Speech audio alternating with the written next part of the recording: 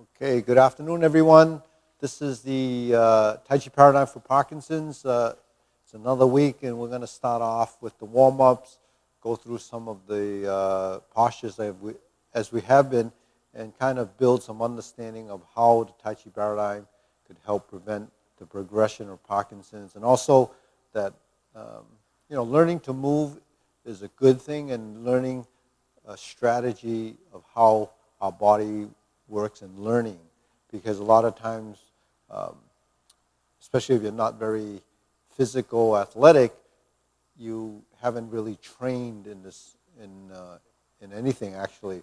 So learning how to actually move and how to shift your weight and everything that we talk about is learning how to learn, really.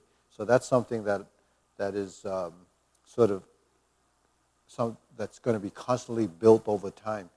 We have a body that sometimes becomes, dysfunctional because of the inactivity. So moving or losing it is something that you have to move or lose it. That's what the saying goes. So we have to move because the mind actually controls a lot of this through, developing motor skills. So the more we engage and learn to move, whether it's just clapping a hand or bringing a hand together like this, it's something that is learned. When we move our hands up and down, when we do an inhalation or an exhalation, it's something that we're not familiar with in the beginning, because when we think of breath and we think of movement, we think it is just so separate. But when we breathe and expand and contract or open and close when we move, it's really what happens in our body. When we inhale, the chest cavity expands, and we exhale, it wants to deflate because the lungs are filling and emptying the volume. And then the diaphragm, which is actually the muscle that's involved with breathing, actually has to be moved and manipulated because of this action. But a lot of that is restricted because our body becomes so stiff and rigid from not moving it voluntarily. We have to actually teach our body to open and close, to lift and press. So all of these things are actions we do. So we start off like this, and one of the things that we have a geometry of position. There's circles, triangles, and squares or parallel arms. So anything that's in this line is square because of the angular position. Anything in this line where it's merging is a triangle, whether it's in this position or there, and anything creating this shape is a circle. So let's start with the circle, shoulder height, and turning the back. Turning the back helps to engage the torso. So this is something it's a little bit challenging for people that actually don't turn their back very often.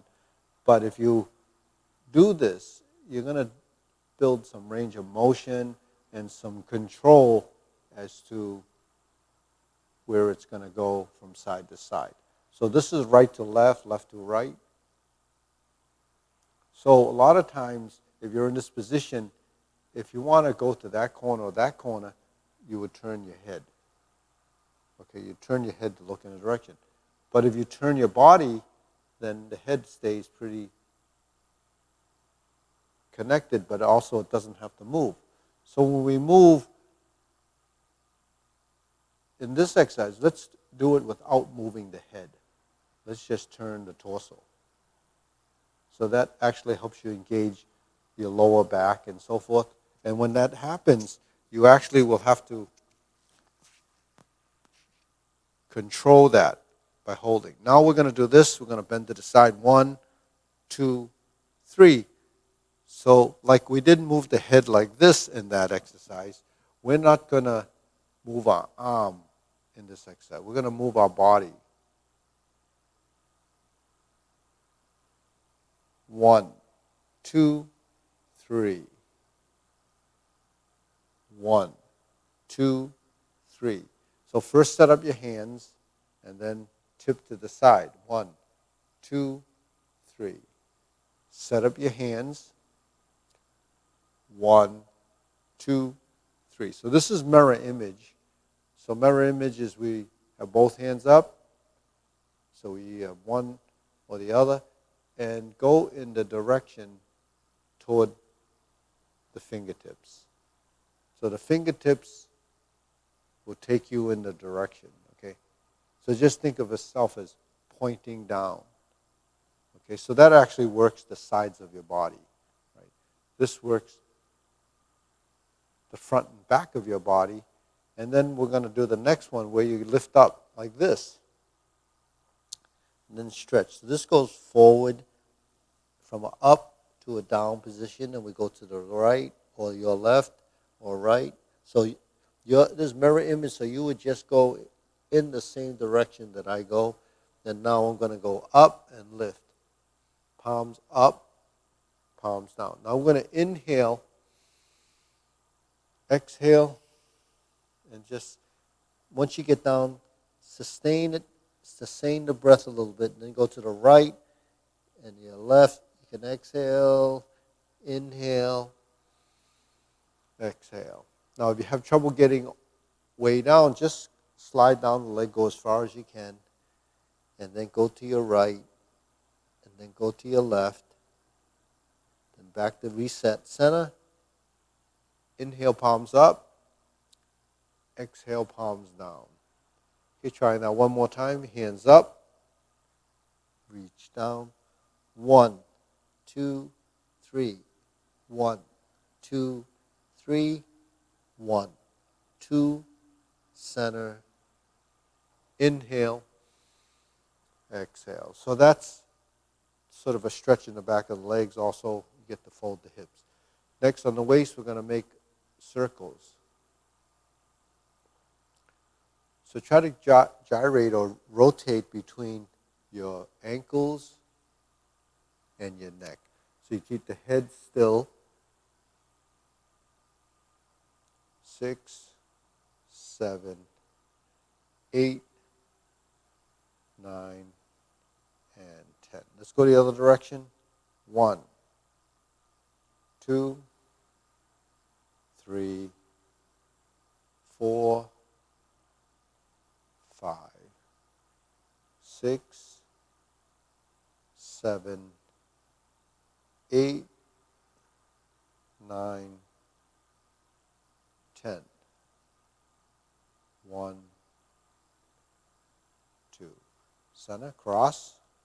Now we're going to reach down, bend the knees first, and hold the kneecaps, and then make circles. 1, 2, 3, 4, 5, 6, 7, 8, 9, and 10. The switch the hands, hold the kneecaps, bending down. 1, 2, 3, 4, 5, 6, 7, 8, 9, 10. 1, 2. Okay, next, hands on your waist. Okay, now we're going to relax, hold the positions like this, hands on your waist. Now we're going to turn 1. Now this, we're moving the head. This one, we're not turning our body, we're just turning the head. 2, 3, 4, 5, 6, 7, 8, 9, 10. 1, and stop. Back and forth. 1, 2, 3, 4, 5, 6, 7, 8, 9, 10. 1, and stop. Tilt to the side. 1, 2, 3, 4, 5, 6, 7, 8, 9, 10. 1 and 2. Center. rotating down. 1, 2, 3. Reverse. 1, 2, 3. Okay, hands up. Pull in, inhale, exhale. Inhale, exhale. Inhale, exhale. Okay, now we're going to spread the feet. Now we're going to pivot like this. So this is opening, opening, opening, closing, closing, and closing.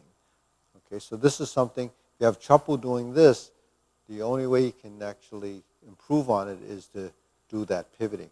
Now, if you have trouble pivoting both feet, because you do have to sway a little bit to take the weight off the front and the back of the soles of your feet, you can actually do one at a time. So that's bringing the heel out, bringing the heel out, bringing the toe around, and then finish like that. You go 1, 2, 3, 4, 5, 6. So you can work that until you kind of build control, and then we're going to do this. 1, 2, 3, 4. So the arms are swinging, the shoulders are relaxed. 9. So that's more torso twisting. And then don't hold your hands out here like this. Let the arms relax and drive this movement from your spine and your lower back. Just let yourself twist, not forcefully. Reach the limits and then go the other way. Reach the limit, go the other way. And it's just kind of winding and winding, unwinding your body. And stop. Okay, good. Shake it out. I'm going to do deep breathing again. Inhale. I'm going to do it another time. Hands up. Fold the elbows. Elbows out. Out to the side and down. So we're building coordination, working with some patterns, and connect the breath with the movement. So you inhale when you open, exhale when the hands go down. That's upper body. Inhale when you go up on your toes. Exhale when your heel goes down. That's lower body. Coordinate the upper body and the lower body movement so you have inhalation, exhalation. So you can do that 2 or 3 times when we do the warm-ups or in between. And you can do it throughout the day several times just to get familiar with the movement, but also work your legs so you can work your calves and work your balance and then build that coordination. Okay, next, hands on the waist. We're going to pivot, and this is really footwork. 1, 2. So we're in a 90-degree position, then we're in the square position. 1, 2, 3, 4.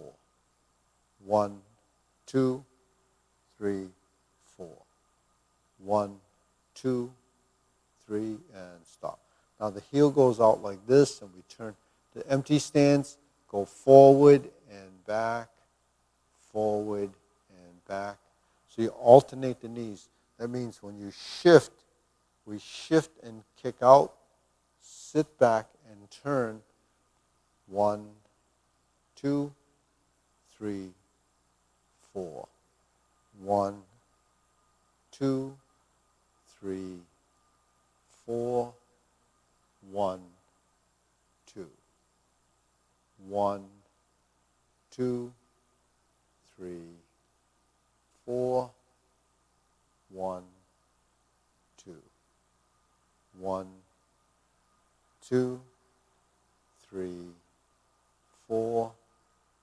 1, 2, 3, 4. Forward and back. turn, square. Toe, heel, forward and back, heel, toe. Toe, heel, forward, back, and then we're back to center. Okay. So you see the pivoting and so forth and shifting weight is something that the more you practice, the better you'll get. But the thing is, it's still directional. When I do this and I go forward and back, that's front and back, forward and back. When I go like this, it's a maneuver taking me in a direction. So to go from here to here, I did that. Now if I want to go that way, it's a toe, heel, forward, and back. Then if I want to go back this way, it's 1, 2, 3, 4. So there's a constant back and forth. And we're back to center. So you can see this takes us in a direction. When we're here, when I go in that direction, I can pivot. I can pivot. This is just 45 degrees on each side. If I'm like this, it's going to be a 90-degree pivot. And we have to kind of let go of the tension in the hips so that the body will take us in a direction. So if you put your hands on your hips, the muscles actually are pretty engaged in taking us in that direction. So that's what the hip joint does. If I want to go into that corner, that's what has to happen. So you can feel how the joints in your body will maneuver based on how we direct it. So your feet become like the steering wheel. But the thing is, if you don't have range of motion in your hip, it's sometimes because of the muscular not working, or maybe there's limited mobility in the hip because you haven't done this for a while, or you don't know to do this. So then it becomes sort of a motion that your body doesn't recognize. So if your body doesn't know, it has to kind of begin, so you can begin by trying to just get the foot to pivot. So all this type of thing that we're doing is trying to get our joints to be maneuverable. We can take us in a direction. This is forward and back. So you alternate the knees. You know, alternating the knees is actually when one straightens, the other one bends. When this one straightens, this one folds. So if I just say bend, you might just do that. But actually you want it to fold in the sense that it just starts to create that shape. So it's not as physical, it's more of an action where it's a passive action because it's kind of yielding to each other. So what allows our body to yield is to take out the tension in the joint or in the body. So it's like taking a, like a rectangle, and you have the corners attached on these, pieces of, say even popsicle stick. If you made a square and you kind of at the joints put a pin, when you take that object and you go like this, you go like this, it changes shape. But it changes shape relative to each other. So if my legs were these popsicle sticks connected at these joints and they had pins in them, when I change the shape, the whole thing has to work as a unit. So that's what's happening in the legs. That's what's happening in the arms. They change shape based on the fact that these areas become pivotal. Because when you connect something like this, that's the only thing it can do. It pivots. When we put our palms together, that's the only thing it can do. So if my hands are like this, I have an option of dropping my elbows and lifting my elbow, or I have an option of doing this. But that's not what we're doing. This is what we're doing. and that keeps it stationary. So there's sometimes when we're doing a movement, you have to sustain the position or connect as a reference, and then create a motion and let it be driven by an action. So there's both what we call a passive movement and an active movement, where they have to blend together to create this level of balance. So when we're here and we pivot and we pivot, or we pivot and pivot, if we were to synchronize that, if we're looking down, it's actually everything working together to create this unit of measure where we're moving from one point to the next. And we're just creating that action in space. So we define the space. This is where we stand. It's part of proprioception. It's part of taking us in a direction. So that's what we're doing there. When we're here and we're working toward a forward momentum, a forward direction, so you're advancing in a direction. So you have to move forward. Then when we go backwards, we have a step going backwards. So just think of this. When you go forward, it's a heel down. Once you get the weight there, it's a heel down and then a toe. A heel down, then a toe. When we go backwards, it's a toe down, then the heel, toe down, and then the heel, toe down, and then the heel. So we're forward and back. So you're just rocking back and forth.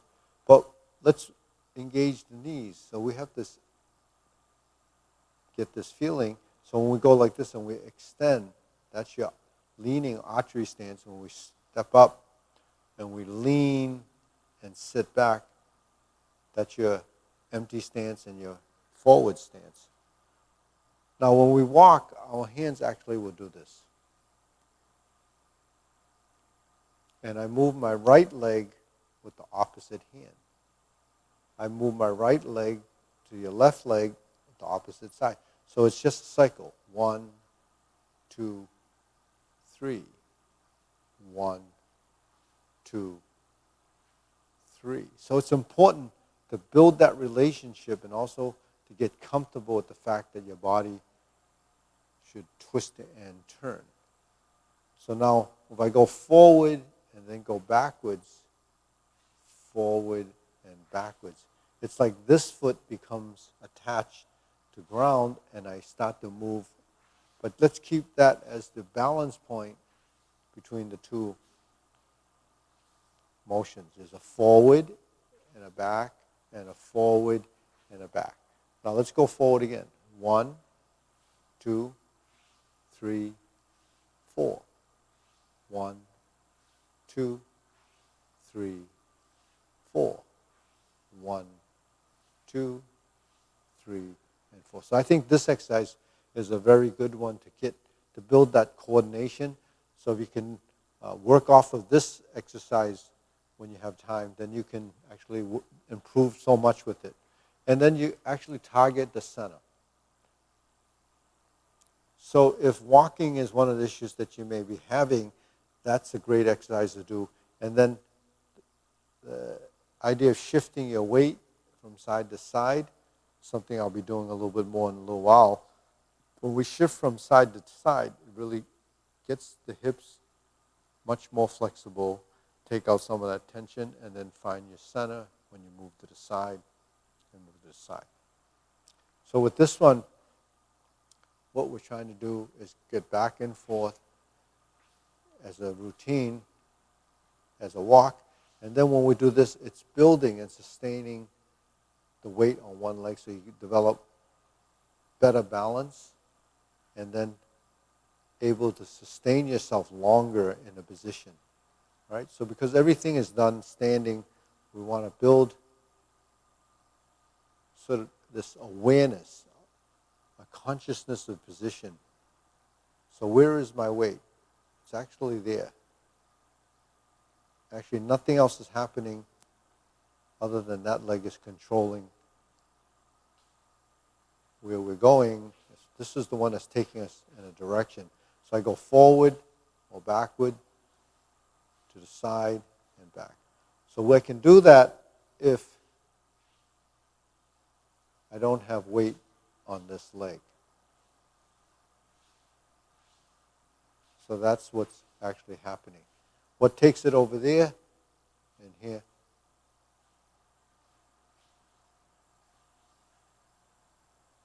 Is motor skills or muscle control. At the same time, I'm building strength here.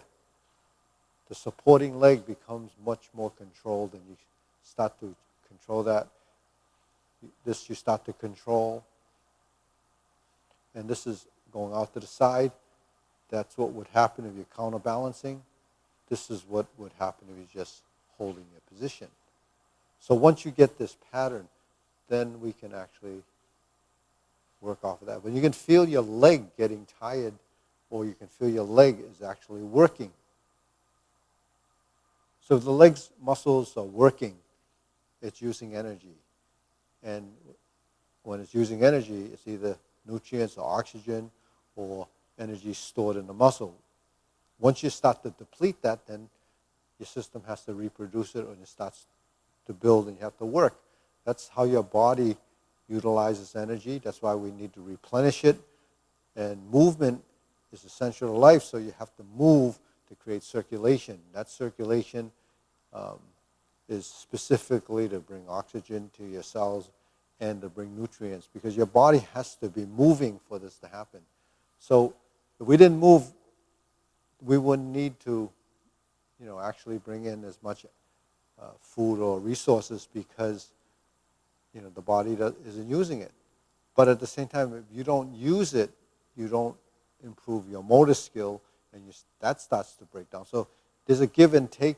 You have to support each other as far as what's going on in the body. So supporting each other means a relationship in the body.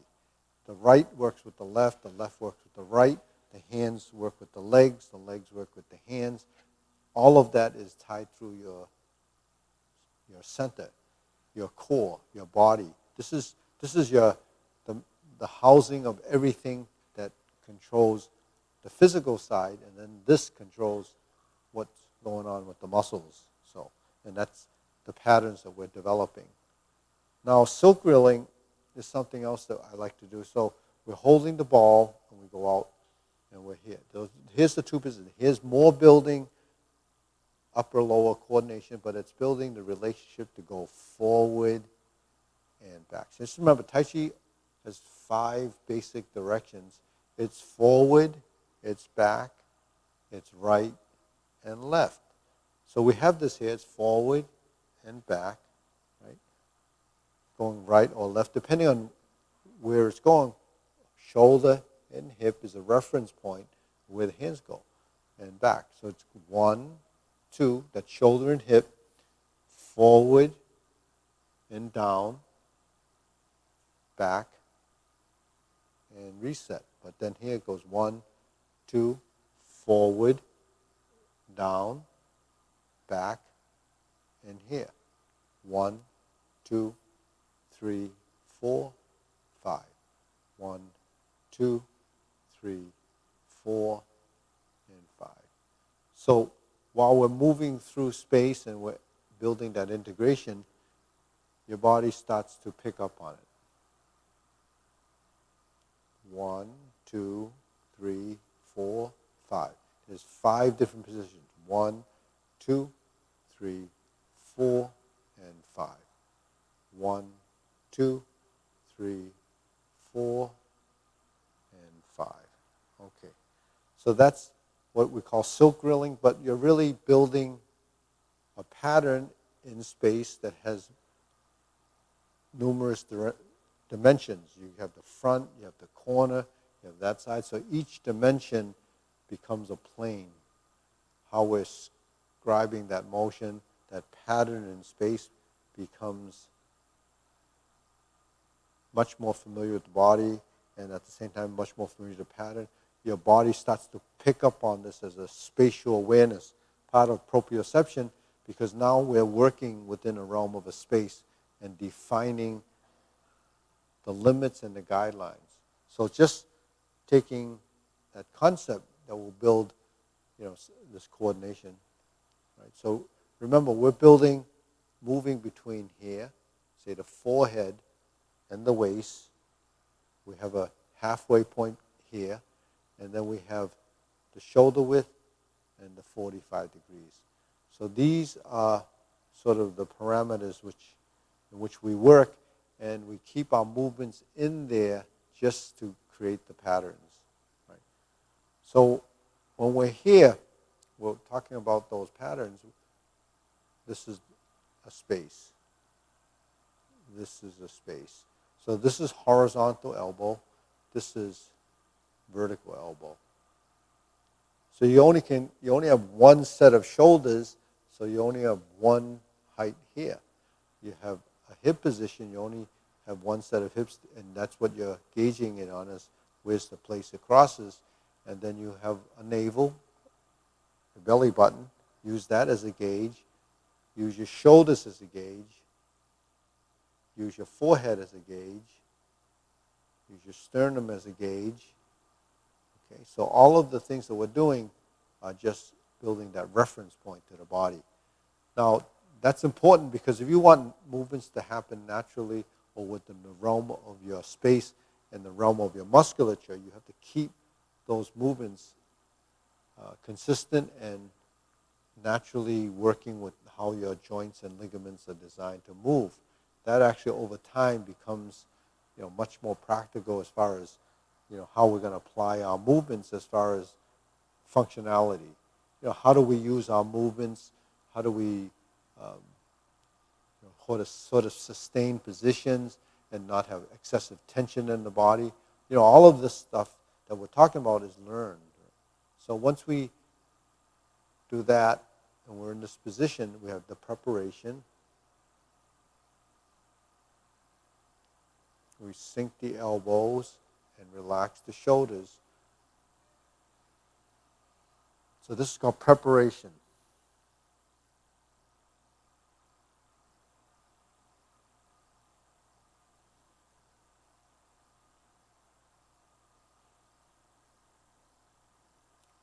Okay, next we have lower hoop. So these are standing meditation. So holding these geometric shapes is what we're doing to build muscle memory, but also identifying. Because remember, the hoop position becomes your right and left movements. So whether it's this hand or this hand, it's a right or left turn. It's your twist. So we're supporting the direction of movement with a shape. Okay, now this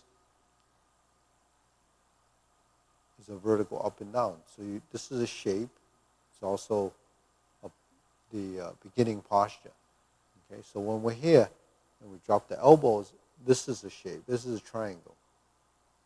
There's the triangle. There's the petals. It's opening up. You hold these positions and clear your thoughts. Okay, standing meditation is more about sort of holding a position. Your body starts to acclimate toward a specific feeling, which is elbow down and a triangle. So it gets accustomed, it adapts, it starts to know. Once you start to build that knowingness in the body, your body starts to respond. And there's a consistency. It's not as relaxed and not as good when your arms are out here because it's not finding the natural position. Okay, so those three movements are knees bent slightly, not locked out and not forcing it down. And then we go to this position, we're standing. Okay, so what happens is we have our circles. Okay, then we have our triangles. Okay, we did this, now we're going to go to squares. So when we're in a square position, we're like this. If you look in the mirror, that's really that starting position that's here. So that's your square position. The stance is square. And then extend. So this is your elongated position. So you feel like you're stretching, keeping the tongue, roof of the mouth, and your chin tucked in slightly. Release the tension in the nape of the neck. Keep the arms in that centered position. You know, when you swing your arms like this and you stop here, that's the forward position. When you press back, that's the back position. There's the natural position or the neutral position between the forward and the back. So that's hanging down. It's, if your body's straight and vertical, then it hangs down where the seam of your pants is. Well, if your body's like this, then your arm's going to hang down over here. Why is it hanging down over there? It's because you're leaning off the center line. So you can see how your body aligns based on where the joint position is, where your torso is, and whether it's a forward lean or backward lean. Get rid of those two directions, keep it in the middle, the neutral position, so you can stack yourself vertically up and down. Okay. So that's really what we're learning, is to find those balance points. Because everything that we're doing is trying to build balance, whether we swing around back and forward like this, forward and back, there's a balance. Okay. When we do this, up and down, we have a vertical, and we have a balance. So this is a circle.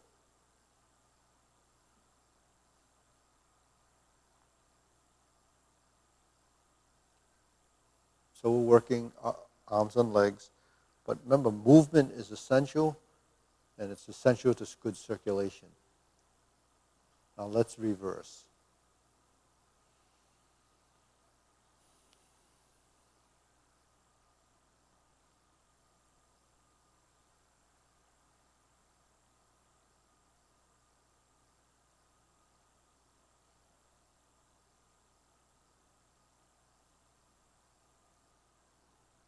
Okay, you can see that that's a circle, and you see that that's a circle.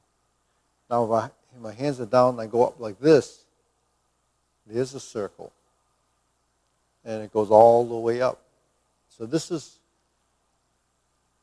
pretty extreme, but you want to loosen this area, get the shoulder up as high as you can. Shoulder girdle has to release. So when we let go, it goes way up. Let go of this, let go of this on this whole area. Okay, 1, 2, 3. Just pass through, relax the shoulder, create it, slowly lift. So this is good to increase the range of motion. So this is your shoulders, and this, when we do the leg swing, are the hips. So between the hips and the shoulders, we want to build some freedom of movement, because eventually our hips and our arms, or the hips and our shoulder, become that relationship. Because when we take a step, we have a hip movement, we have a shoulder movement. So just think of the shoulder and the hip being that relationship. You know, that's called the upper-lower coordination, or the upper-lower relationship. Okay. Now when we're shifting from side to side like this, it's really to take weight off and put weight over, put weight on and off. So when it's on, it's over here. When it's off and on, it's on over here. So between on and off, that's all that's happening. You're going one, that's really shifting of weight. Now when it's on, the other one is off. When you're on and it's off, the off leg, or that's the unweighted leg, that's the one that can move. So just moving from side to side, that's what happens. But without coordinating the hands, it's not a good practice to not tie the upper to the lower. So when I move from side to side, I have these circles. You know the 2 circles that we just did? If we offset them in time, when I move in this direction, I turn. So when I turn, get familiar with that feeling of what it feels like to have the weight go over to here, and then the weight going over to here. As your body starts to shift over and the weight goes over to that side, Eventually, it's a partial and it's a filling, then eventually it's sustaining. So to sustain weight, you have to carry the weight and bring it over to here. Carry the weight and bring it over to here. So that's what we're doing when we're moving, to shift weight and to bounce this. So this is cloud hands. Cloud hands actually teaches us to go from side to side. Okay? Forward and back actually is either stepping or retreating. Now forward, here's the step. We have to move by toeing out and stepping up. We go forward and back and we toe out. Step through. So the knees alternate and then we toe out. So in toeing out, what's the most important thing is to take the weight off. Now that's toeing out. This is toeing in. That takes over there. I kick the heel off. So we did this earlier where you go forward and back and we turn and turn. So you can see how your feet are taking you in a direction and it's dictating where you're going to go. So if I go like this and I toe out and I shift my weight, then I step through. 1, 2, 3. That's toe out. Check. Step. So that's my right leg forward. Pay attention to that. Now when I go like this and I toe out and I pass through center, that's the midpoint, and I bring this foot out, my left foot is forward. So what you're doing is stepping through, and essentially what's happening is you have two halves. The back leg position, the back leg position, and the front leg position. So you see between the two, this is the part that holds, that's the balance point. Okay? If I'm here, that's the balance point. Okay? So if we're walking, we're just constantly going in a direction and transitioning from one balance point to the next. So if I go backwards, the same thing happens. So what's the common theme in that is that your leg is always supporting. So in supporting weight, finding that center, the more comfortable you get with that, the more mobile you'll be and the more agility you'll have, because without shifting your weight and controlling that, you really can't control your step. Now, your legs don't have to go way over there in order to take a step. You step just a little bit in front of you, and then you take your next step. Okay. Of course, a big step, a giant step, is going to get you there closer because you're making a bigger stride. But that's not the best way to move because it's too extreme. So when you take a stride or you take a step, you want to be within the realm and the control of your space and your momentum of your body. So what's the momentum of the body is your center. You don't want your center to go outside the realm of your base, because when that has to happen, when that happens, then you start to lose your center and lose your balance. So control your center, control your balance, and all of this will start to make sense, because all we have to dealing with is a space between here and here and here and here. If I want to do a double step, but you go through center, you have the right side, go through center. I have the left side, go through center. I have the forward position, go through center. I have the backward position. So that's, we look at the size of that square. That's all you need to do these exercises. That's all you need to do to transition within the realm of your space. So that's all we need to deal with is take that step here, take that step here, take that step there. That's one leg. So it says one leg can do three things, right? 1, 2, 3. Not to mention that you can actually cross over and cross over and cross over. But the crossover step, don't work with that at this point, because if you're not comfortable, you can actually trip yourself. So that's just another type of maneuver. Crossing over is more like when we're doing this.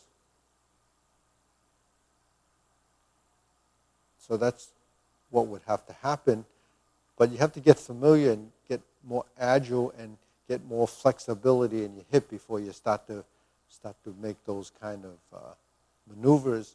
But so that really is a function of practice, and everyone varies. So you have to really build your understanding, build the strategy of what you're learning, and then kind of work with that. So that's really footwork.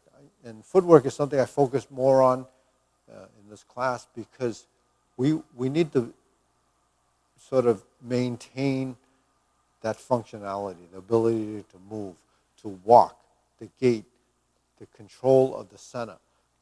Don't lean, don't arch your back, because that creates tension in your body. So keep the upper body as relaxed as possible. I don't say loose, because then there's nothing there. I say relax, but sustain it. So this is another concept that we have. When we're doing movements, you sustain yourself. Sustainability is kind of a term that's used in a lot of things. So sustainability is to be able to hold the position and then hold it again and hold it again, so you can sustain it. When you hold the position, the sustaining of that position creates a level of consciousness to what you're doing, so your focus, when we take a position and sustain it, we're focused when we step out and hold it. That's vertical hand and forward leg. And we press and we go back. Now we do the leg work, then we switch to hands, and then we go to this position. All right. So that's vertical.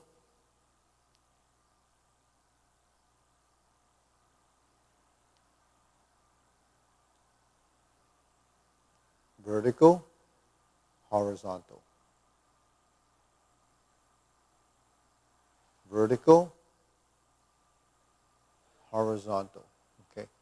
So it's not completely horizontal. This would be completely horizontal. But horizontal, use that as a guideline for elbow out. Vertical, it's not 100% vertical either. It's actually toward the center. It's angled. It's elbow down. Elbow down, elbow up. Elbow down, elbow up. Elbow down, vertical, horizontal. Elbow down, elbow out, elbow down, horizontal, palms together. Okay, see the palm together position. Let's switch it to the other side. So that's probably a little bit tricky to do that.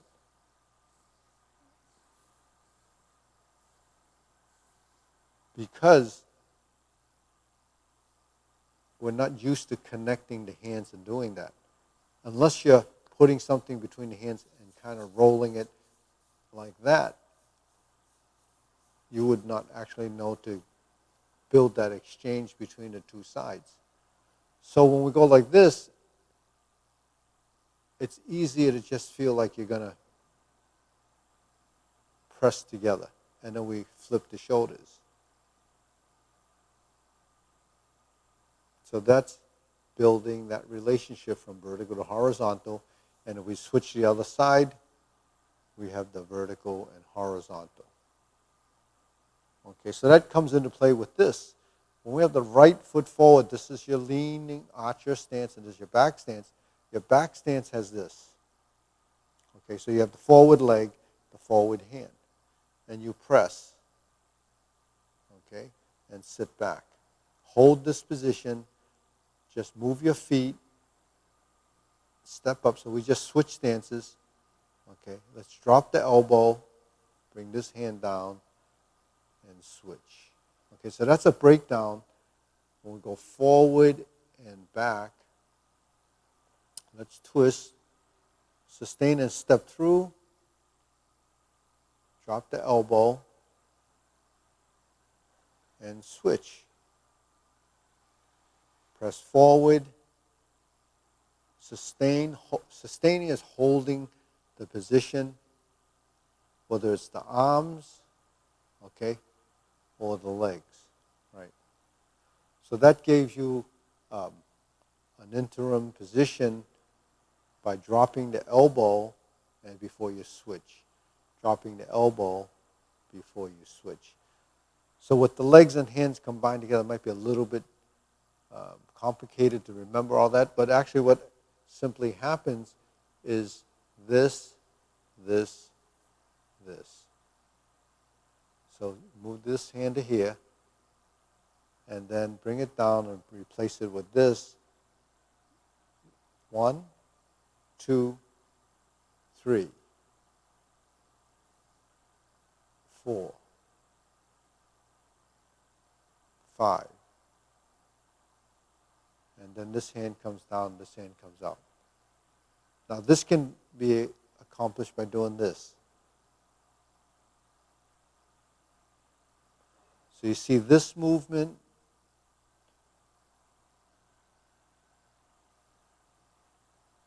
So the upper hand goes down, the lower hand goes up. The upper hand goes down, the lower hand goes up. Okay, now watch this. 1, 2, 3, 4. Here's your upper hand. It goes down, and you replace the upper hand. 1, 2, 3, 4. The upper hand goes here. It goes down, and then the other hand goes up. 1, 2, 3, 4, 5, 6. 1, 2, 3, 4, 5, 6. Okay. So see, those are sequence of events. They're patterns, they're sequences, they're transitions, but it builds. You know, it's very specific to the geometry of the position, but while we're building these patterns and these transitions, it becomes the building blocks for a motor skill. So everything that we're doing that requires movement is controlled and driven by what the mind is telling it to do from the information you're hearing and from the visuals. What you see and what you copy is exactly what we're doing it as a video. So you follow. In the beginning, you might say, well, that's too many things to remember. But the thing is, when you're learning movement, you first have to have a basic idea. So while we're building this movement, you're going through the process. You're seeing it. You're telling your body, or your brain is telling your body that this is what has to happen. And then you're essentially programming these movements into your body. And then with that programming of the movement, eventually it sinks in, and then it becomes short-term memory. And then you practice it over a period of time, it becomes part of long-term memory. And as you build that process and build that learning technique, then you start to learn everything else the same way. And eventually you'll have a strategy, by doing it. But one of the most important things is seeing it. Seeing it is very important. Why seeing is important? because seeing builds recognition. Recognition allows you to assimilate. So, one of the things I use as analogies a lot of times is driving.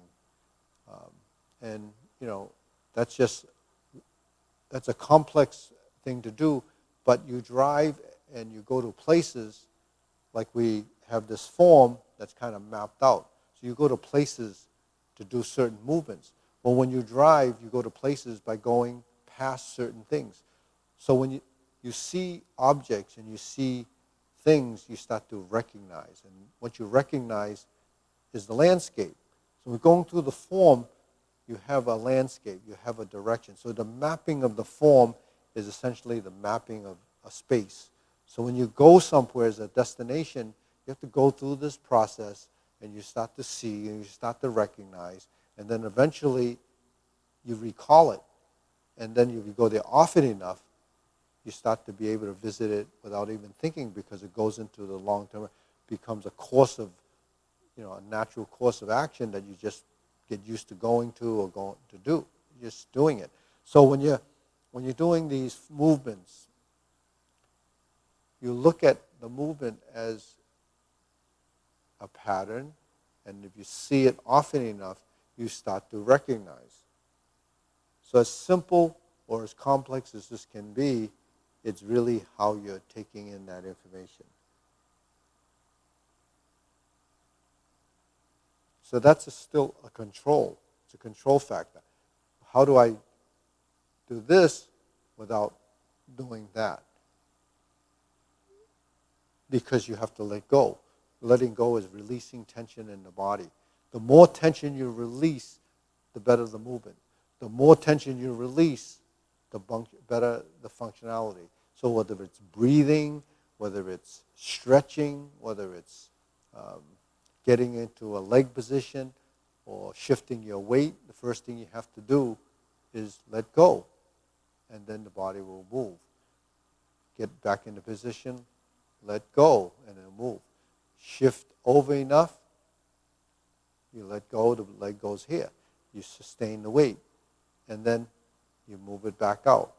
But you have to control the width of your stance,